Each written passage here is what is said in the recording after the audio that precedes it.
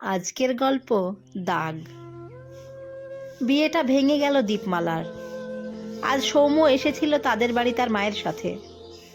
তারপর দোতলায় দীপমালার ঘরে এসেছিল তাকে বোঝাতে, কিন্তু অন্য দিনের মতো একবারও কাছে এলো না তার।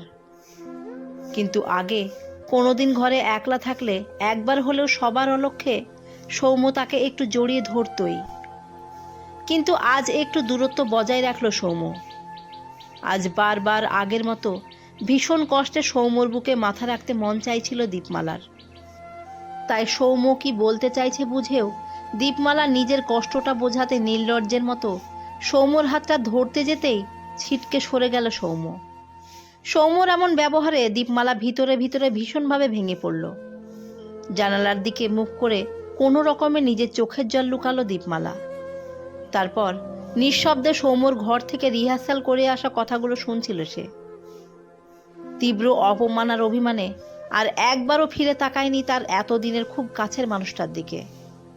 নিজের দুর্বলতা প্রকাশ করতে আর ইচ্ছে হয়নি দীপমালার। আজ মাকে নিয়ে সৌম্য জানাতে এসেছে এ বিয়ে সম্ভব নয় তার পক্ষে।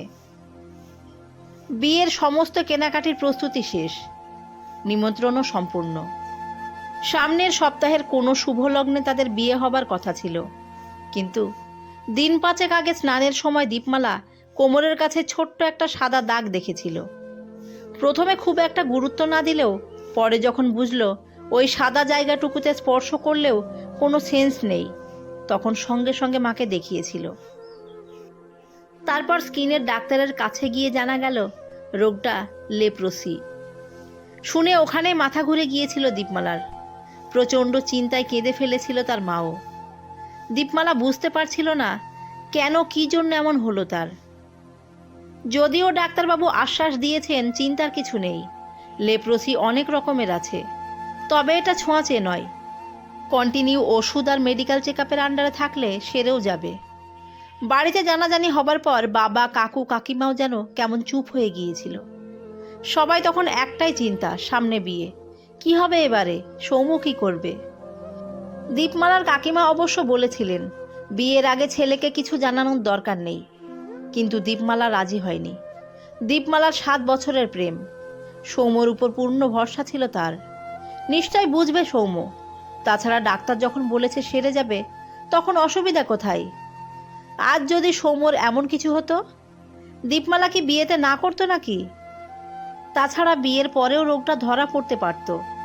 এইসব ভেবে পূর্ণ আত্মবিশ্বাস নিয়ে সৌম্যকে ফোনটা করেছিল দীপমালা। কিন্তু রোগটার নাম শুনে সৌম্য কেমন নিশ্চুপ হয়ে পরে কথা বলছি বলে ফোনটা কেটে দিয়েছিল। সেই দিনের পরে আর কোনো ফোন করেনি সৌম্য। দীপমালার বুঝতে আর একটুও অসুবিধা হয়নি। তবুও তার অবুঝ বোকামন ভেবেছিল দেখা হলে সৌম্যকে জড়িয়ে ধরে বুঝিয়ে বলবে তাকে। কিন্তু আজ সৌম্য একটু ছোঁয়া লাগতেই যেভাবে ছিটকে সরে গেল, তাতে দীপমালা বুঝতে পারল তার শরীরটাকে সৌম্য ঘৃণা করতে শুরু করেছে। ভেবেছে হয়তো দীপমালার ছোঁয়ায় রোগটা তারও হতে পারে। খুব প্রিয় মানুষটা মুহূর্তের মধ্যে কেমন দূরের হয়ে গেল। হঠাৎ করে যেন দীপমালার জীবনে এক অন্ধকার নেমে এলো। শুধু তার নয়, তার সাথে তার বাবা মারও। সৌম্য চলে যাওয়ার পর ঘরের দরজা বন্ধ করে কান্নায় ভেঙে পড়েছিল দীপমালা। বাবা মায়ের একমাত্র মেয়ে সে, অনেক আদরে আবদারে মানুষ হয়েছে। তার সৌন্দর্য, গান বাজনার দক্ষতা, পড়াশোনা সমস্ত কিছুই হিংসুটেদের হিংসা করার মতো ছিল।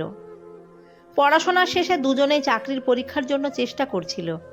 অপেক্ষা ছিল দুজনের মধ্যে কেউ একজন নিজের পায়ে দাঁড়ালে শুভ পরিণয়টা সেরে রাখবে। তাই সৌম্য যখন কোম্পানির চাকরিটা পেল, তখন আর এক মুহূর্ত সময় নষ্ট করতে চায়নি সৌম্য। দীপমালারও নিজের পায়ে দাঁড়ানোর থেকেও তীব্র ইচ্ছে ছিল তার পছন্দের মানুষের সাথে চুটিয়ে সংসার করার। একটা মেয়ের বিয়ে ভেঙে যাওয়া মানে যে কি পরিমাণ আর্থিক আর মানসিক ক্ষতি, সেটা দীপমালা খুব ভালো করে বুঝতে পারছিল। এখন সমস্ত নিমন্ত্রণ বাতিল করতে হবে তার বাবাকে। সমস্ত আত্মীয় স্বজন জিজ্ঞেস করবে বিয়ে ভাঙার কারণ কি, কি করে হলো, কি বৃত্তান্ত। তার বাবা কি এত চাপের মধ্যে এত প্রশ্নের উত্তর দিতে পারবে? সবাই যখন শুনবে লেপ্রোসি, পাতি বাংলায় কুষ্ঠ হয়েছে তার, তখন সবাই কেমন অস্পৃশ্যের চোখে তাকাবে তার দিকে। এটা সে সহ্য করতে পারবে না কিছুতেই। এর মধ্যেই মা বাবা ছাড়া আশেপাশের মানুষের মধ্যে আচার ব্যবহারে পরিবর্তন লক্ষ্য করছে সে। কিন্তু সৌম্য, সেও তাকে ছুতে ঘেন্না করল। সৌম্যর এই ব্যবহারে তীব্র অপমান বোধে চরম হতাশায় ভেঙে পড়ল সে। পরের দিন দরজা ভেঙে যখন দীপমালাকে বের করা হয়, হাত থেকে অনেকটা রক্ত বেরিয়ে গেছে ততক্ষণে। হাসপাতালে নিয়ে তৎক্ষণাৎ সেলাই করতে হয়েছিল। 2 দিন ভর্তি ছিল সে। হাসপাতাল থেকে বাড়ি ফেরার দিন সৌম্য আবার এসেছিল তাদের বাড়ি। বোঝাতে চেয়েছিল, মায়ের কথা শুনে সেদিন ও অমন করেছিল। আসলে সে যখন শুনল তার প্রত্যাখ্যান সহ্য করতে না পেরে দীপমালা সুইসাইড করতে গিয়েছিল, তখন সে ভয় পেয়েছিল। ভেবেছিল এই সুইসাইডের দায় তার ওপরে বর্তাতে পারে। সেই জন্য সে তড়িঘড়ি করে ডাক্তারের কাছে ফোন করে জেনেছে যে দীপমালার রোগটা সত্যিই ছোঁয়াচে নয়, চিকিৎসা করলে একটু দেরি হলেও ঠিক হয়ে যাবে। তাই সৌম্যর এখনকার বক্তব্য, সে অপেক্ষা করবে দীপমালার জন্য। রোগটা সেরে গেলে না হয় বিয়েটা করবে। তাতে বছর 2 অপেক্ষা করতে হলে সে করবে অপেক্ষা। সৌম্যর কোনো কথা যেন দীপমালার কানে ঢুকছিল না। একবারও ফিরে তাকাতে ইচ্ছে হয়নি তার সৌম্যর দিকে। যে অমন চরম মুহূর্তে অনায়াসে বিয়ে ভেঙে দিয়ে ছেড়ে যেতে পারে, তাকে আর কিভাবে বিশ্বাস করবে দীপমালা? তাছাড়া সে কোনোদিন ভুলতে পারবে না তার মনের সেই গভীর ক্ষত, যে তাকে ছুঁতে ঘেন্না করেছিল সৌম্য। বাড়িতে অন্যান্য সদস্যরা সৌম্যকে আবার মেনে নিলেও দীপমালার মাও আর কিছুতেই সৌম্যকে জামাই হিসেবে গ্রহণ করতে পারছিলেন না। শেষে সেদিন যখন সৌম্যর কথাগুলোর মধ্যে দীপমালা হঠাৎ অপ্রকৃত হস্তের হেসে বলেছিল, আর এখানে 1 মিনিট থাকলে ছুঁয়ে দেব কিন্তু, দীপমালার পাগলের মতো হাসি শুনে তার মা দৌড়ে এসে মেয়েকে জড়িয়ে ধরে সৌম্যর দিকে ভৎসনার দৃষ্টিতে তাকিয়ে বলেছিলেন, আমার মেয়ের শরীরের সাদা দাগ তো একদিন ভালো হয়ে যাবে বাবা, কিন্তু তুমি যে দাগদার মনে দিয়েছ তা কি কোনোদিন মিটবে? আর কখনো এসো না এই বাড়ি। সৌম্য মাথা নিচু করে বেরিয়ে গিয়েছিল সেদিন। হয়তো মনে মনে হাঁপ ছেড়ে বেঁচেও ছিল। তারপর ক্রমশ দিনের পর দিন মানসিক অবসাদে ডুবে যাচ্ছিল দীপমালা। তখন তাকে দীপমালা জেঠুর এক সময়কার কলেজ ফ্রেন্ড, বর্তমান বিখ্যাত সাইকিয়াট্রিস্ট অনুরাধা সিনহার কাছে নিয়ে যাওয়া হয়। প্রথম তিনি নিজের চেম্বারে দীপমালাকে কাউন্সেলিং করালেন। তারপর তাকে নিজের বাড়িতে ডেকে তার সাথে মেয়ের মতো মিশে কথা বলে বোঝাতে থাকেন, এটা কোনো ছোঁয়াচে রোগ নয়, এই রোগের থেকে ভয়ের কিছু নেই। সাইকিয়াট্রিস্ট অনুরাধা সিনহার একান্ত আপন করে নেবার চেষ্টা আর ক্রমাগত ডাক্তারের ট্রিটমেন্ট থাকার ফলে ধীরে ধীরে মানসিকভাবে সুস্থ হয়ে উঠছিল দীপমালা। অনুরাধা সিনহাই তাকে আবার পড়াশোনা শুরু করে কম্পিটিটিভ এক্সামগুলো দেওয়ার কথা বলেন। বোঝান, মেয়েদের নিজের পায়ে আগে দাঁড়িয়ে আত্মবিশ্বাসটা বাড়ানো উচিত।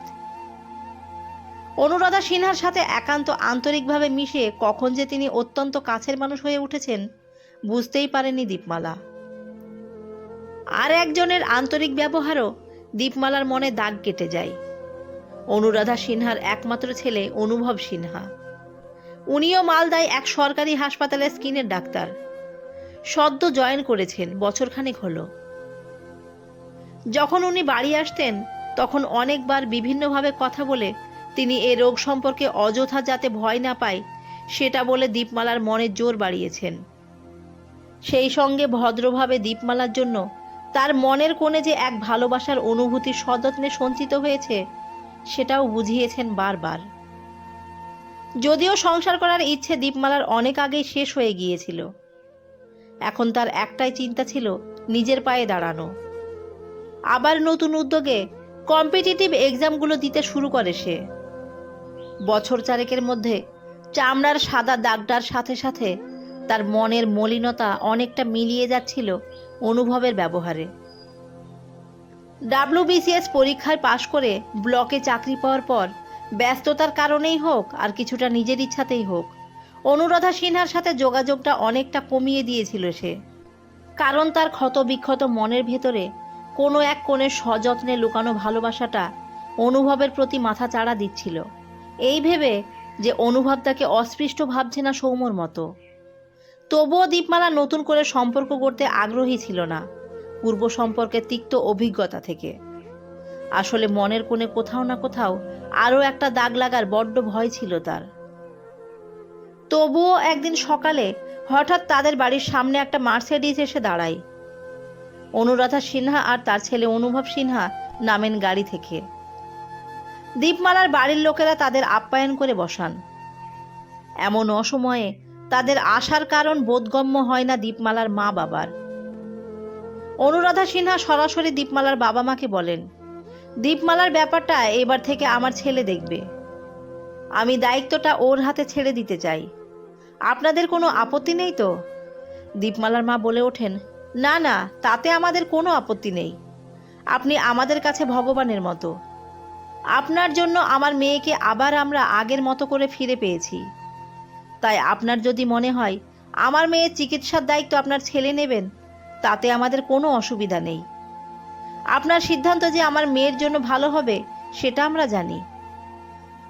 দীপমালার বাবা নির্ভেজাল মানুষ, স্ত্রীর মতে তার মত সব সময়। অনুরাধা সিনহা উঠে দীপমালার মায়ের হাত দুটো জড়িয়ে ধরে হেসে বললেন, এসব বলবেন না দিদি। আসলে আমার ছেলের খুব পছন্দ হয়েছে দীপমাকে, তাই ওকে বৌমা হিসাবে একেবারে নিয়ে যেতে চাই। দীপমালা লজ্জায় মাথা নিচু করল, কারণ অনুভব এক দৃষ্টিতে তার দিকে তাকিয়ে মিটিমিটি হাসছে। অনুভবের অনুভূতিকে সে ভীষণভাবে অনুভব করে আজ আবার তার মনের ভেতরে সংসার করার স্বপ্নটা নতুন করে ফিরে পেল সে। ভীষণ লজ্জায় সে আর তাকাতে পারল না অনুভবের দিকে। দীপমালার মা মেয়ের লজ্জা রাঙানো মুখের দিকে তাকিয়ে তাদের প্রস্তাবে সম্মতি দিলেন। একান্ত আপন করা রাত্রে অনুভব যখন তাকে আদর করতে করতে কোমরে তার হালকা হয়ে যাওয়া সাদা দাগটার ওপর ভালোবাসার ছোঁয়া দিচ্ছিল, তখন ফেলে আসা তীব্র অভিমান অপমানগুলো গলে জল হয়ে পড়ছিল দীপমালার চোখ দিয়ে। বছর 6 পরে দীপমালার মনের স্বাদ পূর্ণ করে সংসার করছে। একটা ফুটফুটে মেয়ে হয়েছে তাদের। অনুভব এমনিতে ভীষণ কেয়ারিং, দোষের মধ্যে বড্ড ভুলমনা। চেম্বারে প্রায় টিফিন বক্স নিতে ভুলে যায় সে, আজও যথারীতি তাই হয়েছে। অন্যদিন দীপমালার অফিস থাকলে ড্রাইভারকে দিয়ে পাঠিয়ে দেয় টিফিন বক্স, কিন্তু আজ তাদের 7ম বিবাহ বার্ষিকী, তাই সে ছুটি নিয়েছিল। সে জানে কাজের চাপে অনুভব ভুলে গিয়েছে একদম, সেও মনে করায়নি। ইচ্ছে আছে এক তোড়া রজনীগন্ধা নিয়ে নিজে অনুভবের চেম্বারে গিয়ে ছোট্ট করে সারপ্রাইজ দেবে আর মনে করিয়ে আসবে অনুভব যেন আজ তাড়াতাড়ি বাড়ি ফেরে। চেম্বারের সামনে অনেক রোগীর ভিড়, অনুভব খুব ব্যস্ত। তবুও রিসেপশনিস্টের সাথে কথা বলে সরাসরি চেম্বারে ঢুকে গেল সে। ঢুকেই থমকে গেল দীপমালা। সৌম্য বসে আছে। পাশে বসা বউটার কোলে 7-8 বছরের বাচ্চা মেয়েটিকে অনুভব চেক করছিল। বউটির মুখ কাঁদো কাঁদো, বাচ্চাটা সারা গায়ে ছোপ ছোপ সাদা দাগ। দীপমালার এরকম হঠাৎ উপস্থিতি অনুভবকে অবাক করে দিলেও সৌম্যকে এতটাই বেশি অপ্রস্তুতে ফেলেছিল যে সে উঠে দাঁড়িয়ে পড়ল। দীপমালার বুকের ভিতর পুরনো কষ্টটা অনেকদিন পরে আবার একবার মনে পড়ল। বুকের ভিতরে চিনচিনে ব্যথাটা অনুভব করল সে, কিন্তু পরক্ষণেই বাচ্চাটার মুখের দিকে তাকিয়ে বড্ড মায়া হলো তার। এগিয়ে গিয়ে বাচ্চাটির মাথায় হাত বুলিয়ে দিতে দিতে জিজ্ঞাসা করল, কি হয়েছে বাচ্চাটার? অনুভব দীপমালার হঠাৎ আগমনে অবাক হলেও পরে নিজেকে সামলে নিয়ে বলল, ভিটিলোগো, মানে এক ধরনের সেতি। সারবে তো? উদ্বিগ্ন হয়ে জিজ্ঞাসা করল দীপমালা। অনুভব সম্মতিসূচক মাথা নেড়ে বলল, দেরি হবে। দীপমালা বাচ্চাটার মাকে সান্ত্বনা দিল, কাঁদবেন না, সব ঠিক হয়ে যাবে। ডাক্তারবাবু ভীষণ ভালো চিকিৎসা করেন, ঠিক সারিয়ে দেবেন। মনে রাখবেন, সব দাগ চিরস্থায়ী হয় না। সৌম্য তীব্র অনুশোচনায় মাথা নিচু করে দাঁড়িয়ে রইল।